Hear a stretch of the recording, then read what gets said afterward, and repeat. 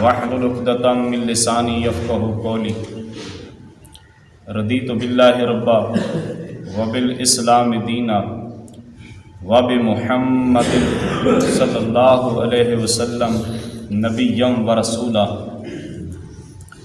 اما بعد فاعوذ باللہ من الشیطان الرجیم بسم اللہ الرحمن الرحیم یا بنی اسرائیل اذکروا نعمتی التی انعمت علیکم وأوفوا بعہدی اوف بعہدکم وإیای فارہبون صدقت یا رب العالمین ان اللہ وملائکتہ یصلون علی النبی یا ایھا الذین آمنوا صلوا علیہ وسلموا تسلیما بلند آواز سے پڑھیں الصلاۃ والسلام علیک یا سیدی یا رسول اللہ الصلاۃ والسلام علیک یا سیدی یا حبیب اللہ الصلاۃ والسلام علیک یا حبیب اللہ الصلاۃ والسلام علیک یا سیدی یا رحمۃ للعالمین وعلی آلک وصحبک یا سیدی یا خاتم النبیین۔ سورۃ البقرہ آیت نمبر 40۔ اللہ رب العزت نے قرآن مجید برہان رشید میں ارشاد فرمایا، اے اولاد یعقوب، یا بنی اسرائیل اذکروا، اسرائیل کسے کہتے ہیں؟ اسرا کا معنی ہے عبد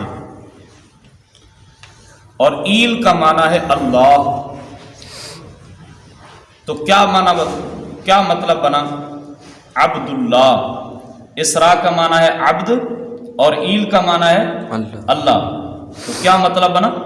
عبد اللہ، اللہ کے بندے۔ تو یہ اسرائیل کس کو کہا جاتا ہے؟ یہ حضرت یعقوب علیہ السلام کا لقب ہے اور ان کی اولاد کو یہ خطاب ہو رہا ہے۔ یہ اسرائیل والے سارے جو ہیں یہ حضرت یعقوب علیہ السلام کی اولاد ہیں۔ بنی اسرائیل والے جتنے بھی ہیں یہ سارے کے سارے حضرت یعقوب علیہ السلام کی اولاد ہیں۔ اب یہاں سے لے کر سیقول السفہاء یعنی دوسرے پارے تک یہ جو سارا خطاب ہوگا یہ تمام کا تمام جو ہے یہ اسرائیل والوں کے ساتھ ہوگا۔ بار بار ان کا ذکر آئے گا۔ کبھی رب تعالیٰ ان کو جو ان پہ نعمتیں کی تھیں اس کو یاد دلائے گا، کبھی ان کو خوف دلائے گا۔ ہر طریقے سے رب تعالیٰ ان کو خطاب فرمائے گا۔ اللہ فرماتا ہے، اے اولاد یعقوب، یاد کرو میرا وہ احسان جو میں نے تم پہ کیا تھا۔ وہ کون سا احسان تھا؟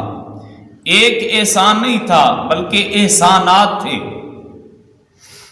کون سے تھے؟ اللہ فرماتا ہے کہ تمہارے آباء اجداد کو میں نے فرعون سے ان کو نجات دی۔ جب وہ دریا سے گزرنے لگے تو راستہ بن گیا، اس کو یاد کرو۔ وہ راستہ کس نے بنایا تھا؟ اللہ۔ بولو بھائی، اللہ نے۔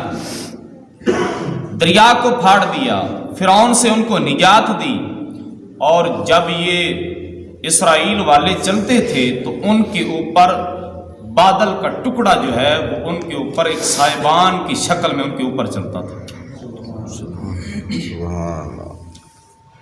یہ رب کے احسانات دیکھو نا، جتنی مرضی گرمی ہو ان کو گرمی نہیں لگتی تھی، اوپر سائبان چلتا تھا، بادل کا ایک ٹکڑا ان کے اوپر چلتا تھا۔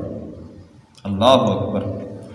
اور ان کے لیے جنت سے کھانے آیا کرتے تھے، تازہ ترین پکے پکائے۔ کبھی بنا ہوا مچھلی آتی تھی، کبھی بنے ہوئے بٹیر آتے تھے، کبھی گوشت آتا تھا، کبھی کچھ آتا تھا، کبھی کچھ۔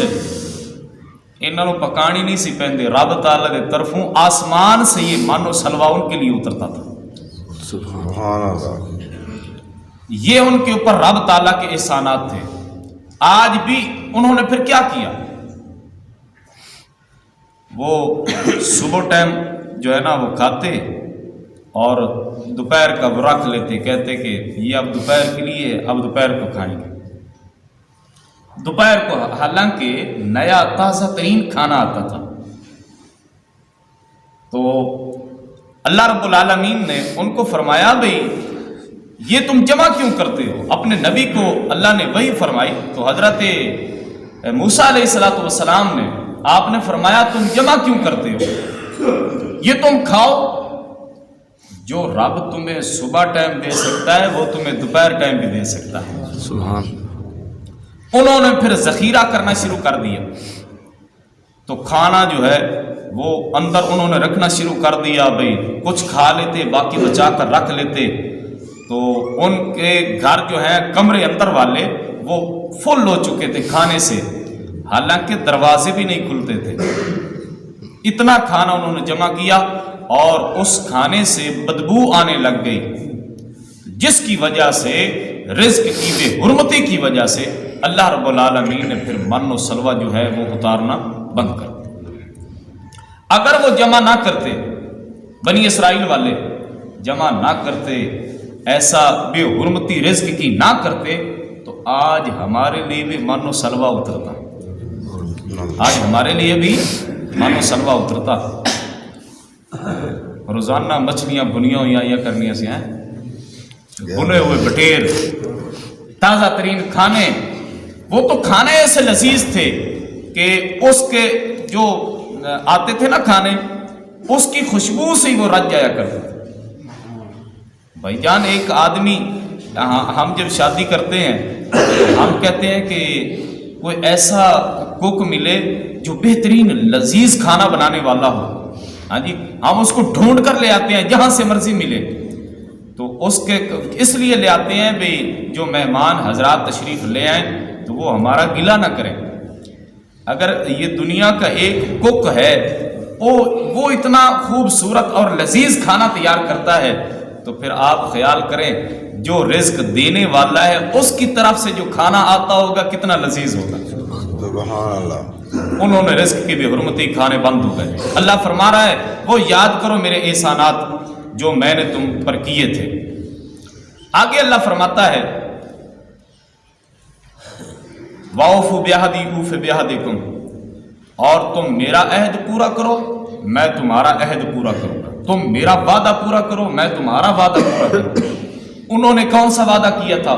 یہودیوں نے، انہوں نے جب تورات شریف پڑھی تو سرکار علیہ السلام کے ہاتھوں کا ذکر پڑا، نبی پاک کے سینے کا ذکر پڑا، سرکار کے چہرے کا ذکر پڑا، نبی پاک علیہ السلام کی زلفوں کا ذکر پڑا، آپ کے سینے کا ذکر پڑا، آپ کے مدینے کا ذکر پڑا۔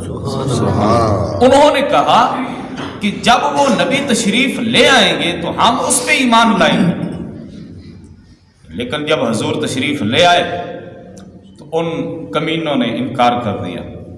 تو اللہ نے فرمایا تم جو وعدہ میرے ساتھ کیا تھا وہ پورا کرو، میں تمہارے ساتھ جو وعدہ کیا ہے وہ پورا کروں گا۔ کیا وعدہ تھا؟ اللہ نے فرمایا اگر تم میرے محبوب کا کلمہ پڑھتے ہو تو میں اللہ تمہارے ساتھ وعدہ کرتا ہوں پھر تمہیں جہنم میں نہیں پھینکوں گا، میں اللہ تمہیں پھر جنت عطا کروں گا۔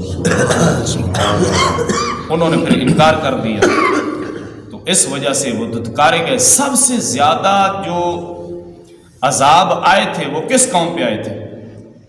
بنی اسرائیل والوں پہ آئے تھے۔